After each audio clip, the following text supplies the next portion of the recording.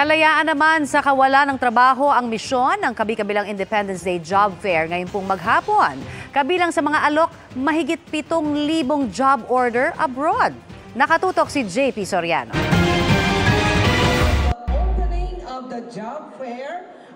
Ngayong araw ng kalayaan, pinili ng dating seaman na si Ronald na muling mag-apply ng trabaho abroad. Nakita niya kasing may job opening bilang waiter ngayon sa Middle East sa Independence Day Jobs Fair na inorganisa ng Department of Migrant Workers. Pasok daw ito sa kanyang skills dahil waiter siya ngayon sa isang restaurant sa Maynila. Ayaw na raw sanang maging OFW ni Ronald, pero sadyang di raw sapat ang sahod sa Pilipinas, lalo pat dumaraan sa isang malaking pagsubok ang kanyang pamilya. Ngayon gusto ko naman mag land-based naman para sa anak kong may sakit na cancer dati.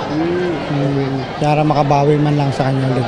Bukod sa waiter, nangangailangan ngayon ng iba't ibang skilled workers at professionals ang maraming bansa na lumahok sa jobs fair, gaya ng housekeepers, baker, barista, beautician, broadcast manager, butcher, carpenters, cooks, service crews, mathematics teachers at seafarers. Mahigit 7,000 job orders ito mula sa mga bansang Australia, Bahrain, Brunei, Cambodia, China, Croatia, Germany, Hungary, Japan, Jordan, Saudi Arabia, New Zealand, Qatar, Slovakia, Thailand, UAE, US at maging Vanuatu. Si Nora na first time mag-a-apply ng trabaho sa ibang bansa, susubukan daw maging housekeeper kahit pa napagtapos na niya ang 2 anak sa kolehiyo.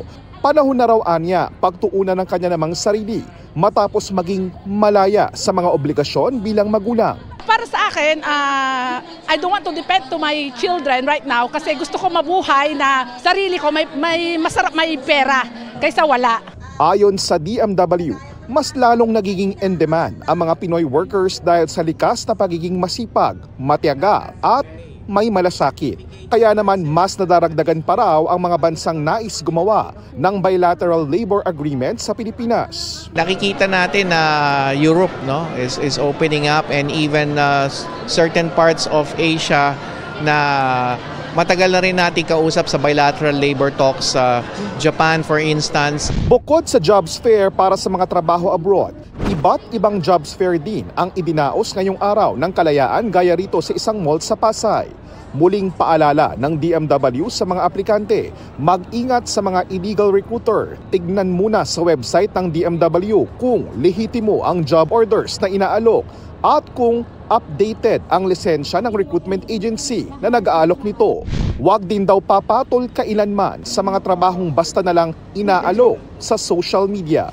Para sa GMA Integrated News, JP Soriano, nakatutok 24 oras.